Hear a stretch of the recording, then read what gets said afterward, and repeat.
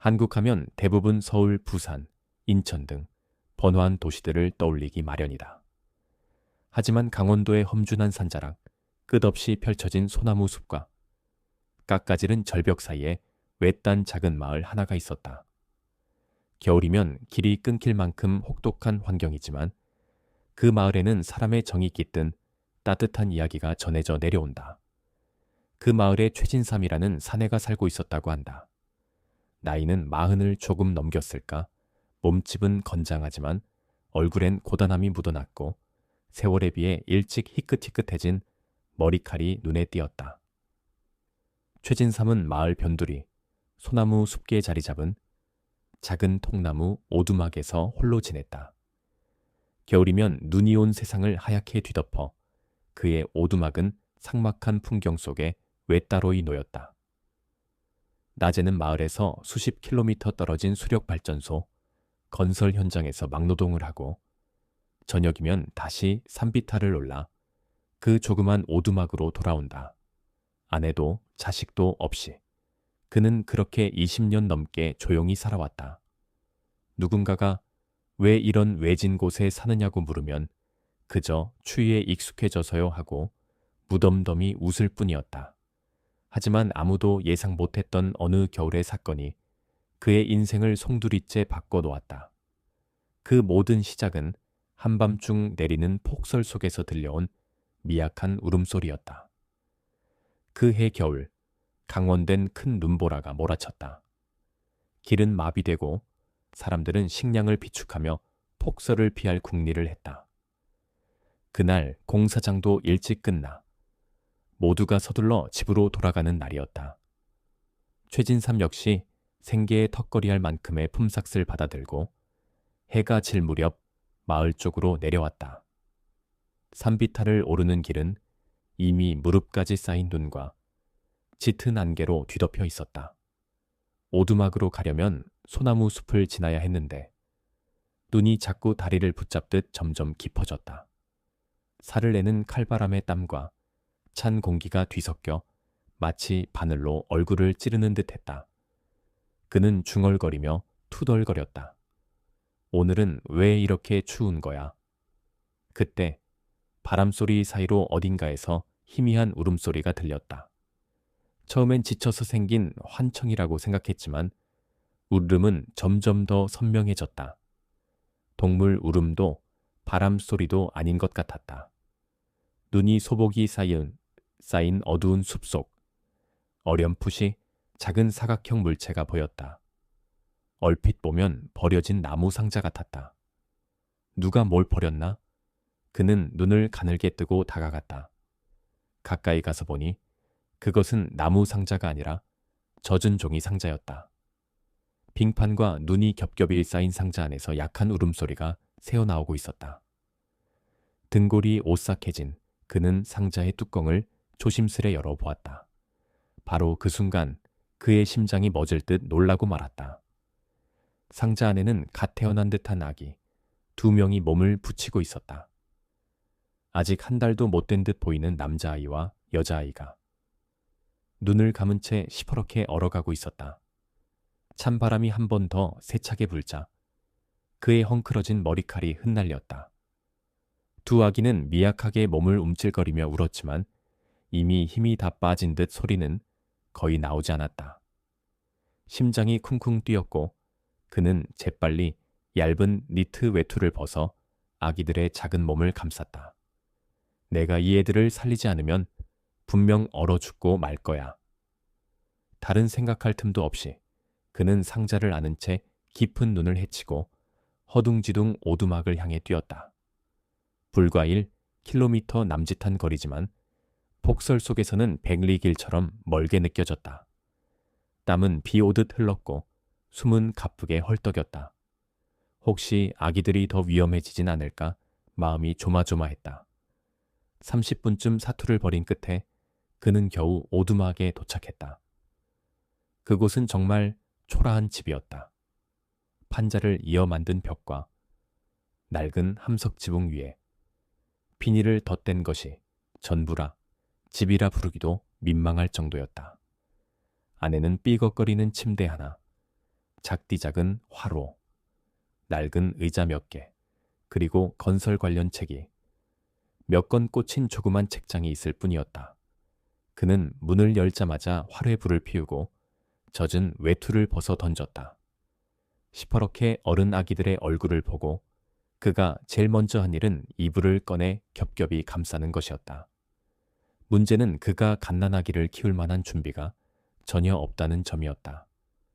분유도 젖병도 기저귀도 하나 없이 그저 설탕과 라면, 약간의 쌀 같은 마른 식재료만 오두막에 있었다. 이걸 어쩌지?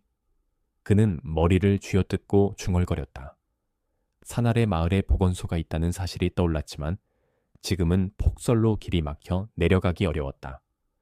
아기들은 추위에 지쳐 약하게 우는데 그 울음마저 힘에 부친 듯 느껴졌다.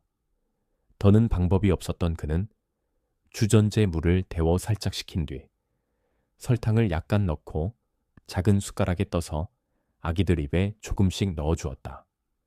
둘은 간신히 그 물을 빨아먹게 하였고 조금은 덜 떨리는 듯 보였다. 그날 밤 그는 화로 옆에서 꼬박 밤을 새웠다.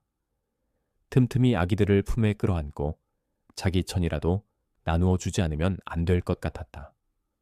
혹시라도 잠깐 잠이 들었다가 아기들이 다시는 깨어나지 못할까봐 두려운 마음에 눈을 붙일 수 없었다. 긴 밤이 지나고 눈보라는 조금 잠잠해졌다.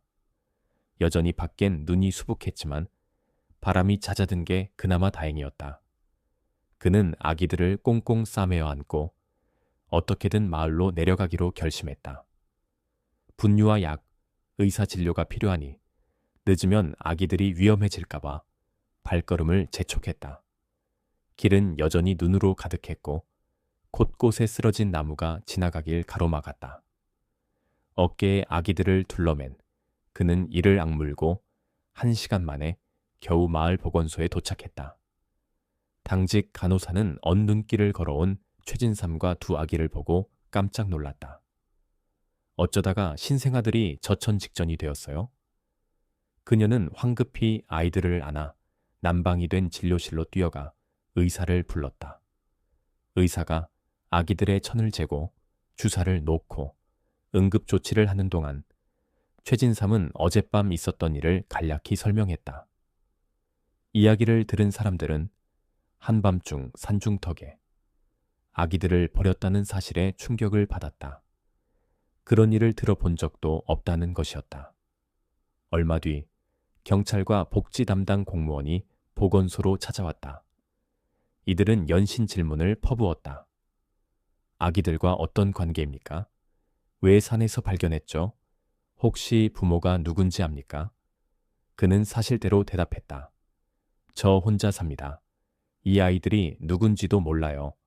그냥 울음소리를 듣고 구했을 뿐이에요. 어떻게든 안전한 곳으로 보내주세요. 그러자 복지 담당자가 제안했다. 그럼 춘천에 있는 아동복지시설로 이 아기들을 보내겠습니다. 전문적인 보살핌과 의료 지원이 필요하니까요. 선생님께서 키우기에는 무리가 많을 겁니다. 비용도 만만치 않고요. 최진삼도 그 말에 고개를 끄덕이려 했다. 사실 그에게는 지금 자신조차 먹고 살기 빠듯했다. 하지만 문득 인큐베이터 안에서 가느다랗게 숨을 고르는 아기들을 보니 마음이 찢어질 듯 아팠다. 그는 입술을 지그시 물었다. 그런데 며칠만이라도 제게 맡겨주시면 안 될까요? 겨우 폭설 속에서 살아났는데 곧바로 또 떠나보낼 순 없을 것 같아서요. 경찰도 간호사도 복지 담당자도 당황한 기색을 보였다. 혈연 관계도 없고 보증 서줄 사람도 없다며 여러 가지를 설명했지만 결국 복지기관은 임시위탁 형태로 아기들을 그에게 맡기기로 했다. 대신 아기들의 임시신분 등록을 하고 정기검진에 협조하라는 조건이 붙었다. 그렇게 아기들을 데리고 다시 오두막으로 돌아온 최진삼은 그제야 아기들을 키우는 일이 얼마나 힘든지 절실히 깨달았다. 날마다 새벽에 일어나 화로에 불을 피워 방을 데워야 했고 배고파 우는 아기들을 달래려면 분유, 기저귀, 담요, 숟가락, 그 모든 물건을 새로 구해야 했다. 건설 현장에서 막노동해 버는 돈은 넉넉치 않았고 금세 바닥이 났다. 더 큰 문제는 그가 아기 돌보는 법을 전혀 모른다는 사실이었다. 분유는 어떻게 타야 하는지, 목욕은 어떻게 시키는지, 울 때는 어떻게 달래야 하는지. 하나부터 10까지 난관이었다. 그나마 마을 아주머니들이 처음엔 그를 괴짜로 생각했지만 행여 아기들이 잘못될까봐 안쓰러운 마음에 분유 타는 법, 기저귀 갈아주는 법, 따뜻한 물에 목욕시키는 법 등을 가르쳐 주었다. 또 가끔은 그가 공사장에 나간 사이 잠깐씩 봐 주기도 했다. 시간이 지날수록 아기들은 서서히 건강을 되찾으며 오두막에 봄의 새싹 같은 생기를 불어넣었다. 일이 끝나고 녹초가 되어 돌아오는 길에 이불 속에서 곤히 자고 있는 두 아기의 얼굴을 보면 최진삼은 마음 한구석이 따뜻해지는 느낌이었다. 그에게는 가족이 한 번도 없었기에 가족의 정의란 무엇인가를 제대로 알지 못했다. 하지만 이제 갓난아기를 안을 때마다 그는 비로소 사람을 사랑한다는 게 어떤 기쁨인지 어렴풋이 깨달을 수 있었다. 그해 겨울이 길게 이어지고 봄이 왔지만 비바람은 매섭게 불었다. 낡은 오두막 지붕은 눈볼에 찢어져 여기저기에서 물이 새기 시작했다. 비가 내리면 물방울이 뚝뚝 떨어져 이불을 적시기도 했다. 아기들이 병이라도 나면 어쩌나 걱정하던 그는 지붕을 고치러 올라갔다가 미끄러져 떨어지고 말았다. 뼈가 부러지진 않았지만 어깨가 심하게 멍들어 당분간 공사장에 못 나가게 되었다. 수입이 끊긴 데다가 분유나 기저귀, 약값은 계속 필요했다. 게다가 어깨가 다쳐 아기들을 안고 마을까지 내려가는 것도 고역이었다. 여러 번 그는 속으로 물었다. 내가 잘하는 걸까? 너무 형편없는 처지인데 이 애들을 제대로 키울 수 있을까? 그 의문에 밤마다 잠을 설치기도 했다. 한 번은 심각하게 아이들을 복지시설에 보내야 하는 게 아닐까. 생각했지만 아침에 일어나 자그마한 두 팔을 뻗으며 웃어 보이는 아이들을 보면 결국 그런 결심은 물거품이 되었다. 작은 미소 하나가 그가 느끼는 절망을 한순간에 녹여주었기 때문이다. 어려움은 계속됐지만 완전히 막히진 않았다. 마을 사람들의 마음도 서서히 변하고 있었다. 언젠가 그를 별난 사람이라며 냉대했던 이들이 이제는 그가 아기들을 정성껏 보살피는 모습에 마음을 열기 시작한 것이다. 마을 구멍가게를 운영하는 박 씨는 그에게 분유와 기저귀를 외상으로 팔려다가 빚을 천천히 갚으라며 배려해 주었다. 언젠가부터는 장날에 나무를 조금이라도 남기면 그에게 건네주는 할머니도 있었고 트럭을 모는 사람은 산길을 지날 때마다 그와 아이들을 태워주었다. 겉으로는 말이 많지 않은 이들이었지만 어려운 사람끼리 은근히 서로를 도우며 추위를 나누는 것이 이 험준한 산골의 전기기도 했다. 그렇게 어느덧 세 사람이 오두막에서 함께 살아가는 일상에 차츰 안정이 찾아왔다. 어깨가 조금 나아진 최진삼은 다시 공사장에 복귀했고 동료들은 그의 사정을 알고 기꺼이 차를 빌려주어 아기들을 보건소에 데려갈 수 있도록 도와주었다. 사람들은 그를 산속 곰아저씨라 불렀다. 덩치 큰 그가 아기 둘을 앞에 매달고 다니는 모습이 꼭 곰 같았기 때문이다. 그러면 그는 쑥스러운 듯 웃으며 말했다. 제 아기들이죠. 피가 이어지진 않아도 제 자식 맞습니다. 남자 아기는 유병호라 여자 아기는 유아름이라 이름 붙였다. 두 아기는 어느새 말도 배우기 시작했다. 처음으로 아빠라는 말을 들었을 때 최진삼은 말문이 막혔다. 그토록 서글펐던 그의 삶에 누군가가 아빠라고 불러주다니 그는 눈시울이 뜨거워졌다. 세월은 흘러 병호와 아름이가 유치원을 지나 초등학생이 되었다. 여전히 산속 오두막은 누추했지만 마을 사람들이 힘을 합쳐 작은 방 한 칸을 증축해 주어 아이들이 조금 더 편히 지낼 수 있었다. 아침이면 그는 부지런히 일어나 불을 지피고 밥을 지어 아이들을 학교로 보냈다. 아이들은 옹알이 하듯 제잘대며 오두막의 싸늘한 공기를 따뜻하게 만들었다. 산아래 학교까지는 여전히 험난한 길이었지만 최진삼은 낡은 오토바이에 아이들을 태우고 천천히 굽이진 길을 내려갔다. 왠지 모르게 세 사람 모두 얼굴엔 늘 웃음이 떠나지 않았다. 학교에서 병호는 적극적이고 운동을 좋아해서 뛰어다니기 바빴다. 반면 아름이는 조용하게 그림을 그리고 책 읽는 걸 좋아했다. 친구들은 두 아이에게 가끔 너희는 왜 닮은 데가 없지? 혹은 엄마가 왜 없어? 라며 묻거나 놀리기도 했다. 처음엔 병호가 화를 내며 주먹다짐을 하기도 했고 아름이는 괜히 울음을 삼켰다. 그 이야기를 전해 들은 날 밤 최진삼은 아이들을 꼭 안고 말했다. 그래, 우리는 다른 집과 다를 수 있어. 하지만 그렇다고 기죽지 마라. 아빠는 너희를 사랑해. 우리도 충분히 가족이야. 알겠지? 병호와 아름이는 고개를 끄덕이며 아빠를 꼭 껴안았다. 아빠가 친아빠가 아니어도 그의 헌신과 사랑은 어느 부모 못지않게 깊었다.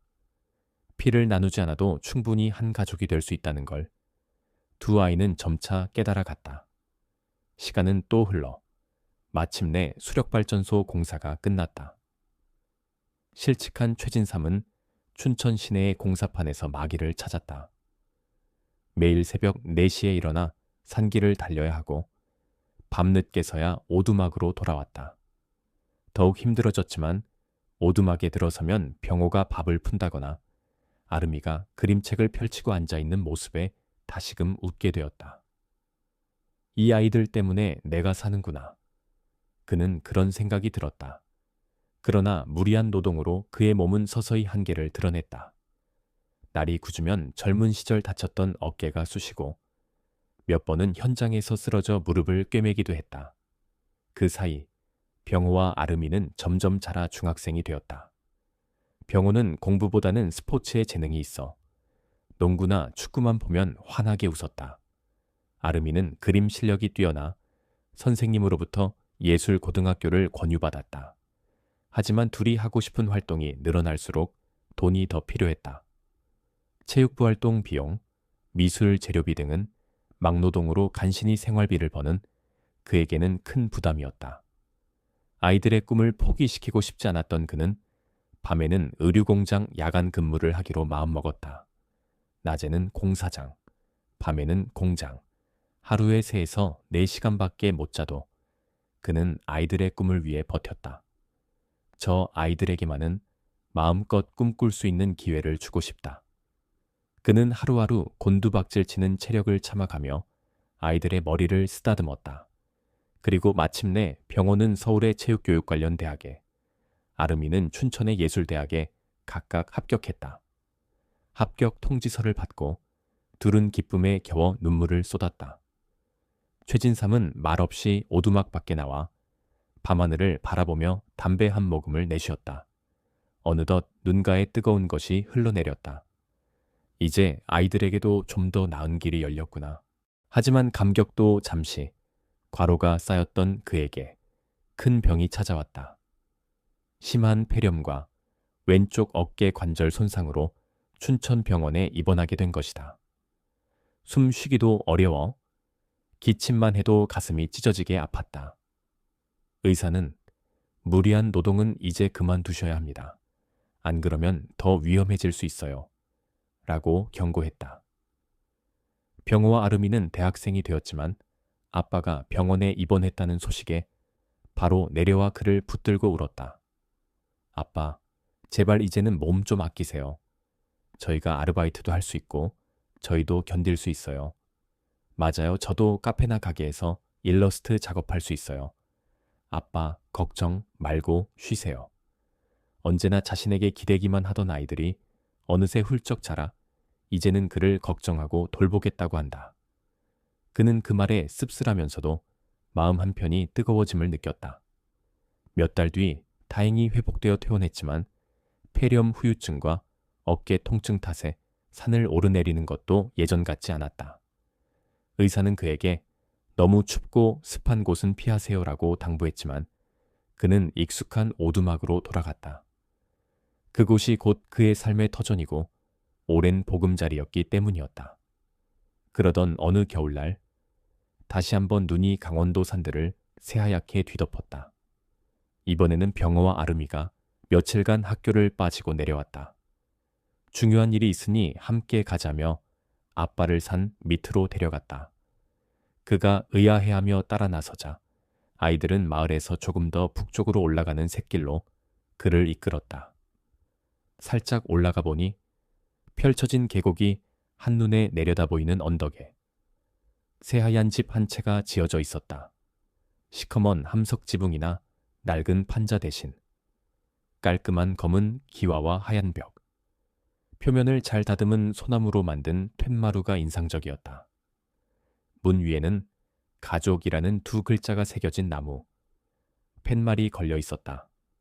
도저히 믿기지 않는 광경에 그는 멍하니 서 있었다. 그러자 아름이가 다가와 그의 손을 잡고 집 안으로 들어갔다. 내부는 단정한 가구로 채워져 있었고 벽난로 같은 현대식 난방 장치가 설치되어 있었다. 거실 한편에는 언젠가 아름이가 상상으로 그려놓은 폭설 속에서 아기 둘을 안고 있는 그의 모습이 벽화처럼 걸려 있었다. 그는 할 말을 잃고 눈물을 글썽였다. 그러자 병호가 그의 어깨에 손을 올리며 말했다. 아빠, 이 집은 아빠 집이에요. 저랑 아름이가 알바하고 여기저기 도움받아서 마련한 거예요. 아빠가 더 이상 비바람 새는 그 오두막에서 고생하지 않았으면 좋겠어요. 아름이도 울먹이며 덧붙였다. 아빠, 기억하세요? 그 폭설 밤에 아빠가 우릴 살리지 않았다면 우린 여기 없었을 거예요. 아빠가 우리에게 전부예요. 아빠 건강도 안 좋으신데 이제 조금은 따뜻하고 편한 곳에서 지내시면 좋겠어요. 그 말에 최진삼은 결국 북받치는 울음을 토하고 말았다. 그는 그저 사람으로서 해야 할 일을 했다고 생각했을 뿐이었다.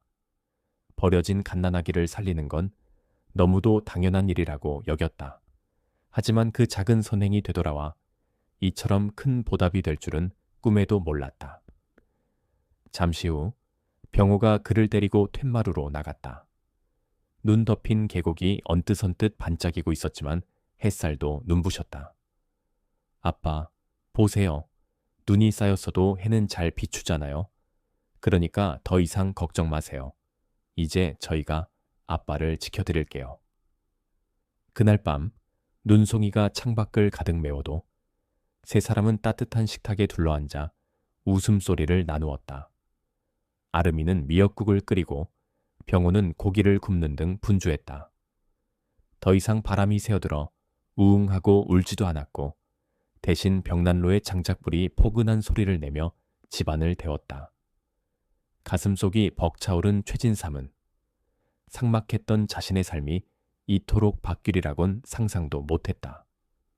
버려진 아기들을 거두면서 시작된 인연이 이제는 자신을 아빠라 불러주는 단단한 가족으로 자라난 것이다. 그리고 지금 그들은 아빠를 위해 안식처까지 마련해 주었다. 한밤중 병호와 아름이가 곤히 잠든 모습을 확인한 후 그는 홀로 마루에 나와 하얀 설원 풍경을 바라보았다. 저 멀리 산등성을 덮은 눈이 달빛에 희미하게 빛났다. 그리고 그 차갑고 광활한 설원 한가운데서 새로 지은 집에서는 따스한 불빛이 새어나오고 있었다. 그는 고요히 미소 지으며 중얼거렸다. 내가 너희를 살린 줄 알았는데 사실은 너희가 날 살린 거였구나. 고맙다. 이 세상에 희망과 사랑이 있다는 걸 알려줘서. 찬바람이 살짝 스쳤지만 이제 그것마저도 포근한 기운처럼 느껴졌다. 진정한 행복이란 멀리 있는 것이 아니라 누군가를 위해 베푼 마음씨가 돌아와 서로를 감싸줄 때 생겨나는 법이다. 강원의 폭설을 집어삼키는 이 가족의 따뜻함이 어떤 시린 겨울바람도 이겨낼 수 있으리라. 세 사람의 이야기는 우리에게 한 가지 중요한 진리를 일깨워준다. 우리가 누군가에게 건넨 작은 사랑이 결국 우리의 인생도 따스하게 비춰줄 수 있다는 것이다. 때론 우리가 누군가를 구한 것 같지만 사실은 그 누군가가 우리에게 더 큰 위로와 의미를 가져다 주기도 한다. 눈이 아무리 두껍게 쌓이고 길이 아무리 험해져도 우리가 가슴속에 배려와 나눔이라는 불씨를 지닌다면 언젠가 우리도 마음 놓고 쉴 수 있는 집을 얻게 될 것이다. 그리고 그 집은 추운 겨울바람도 어쩌지 못할 정도로 따뜻하고 견고한 곳으로 남을 것이다.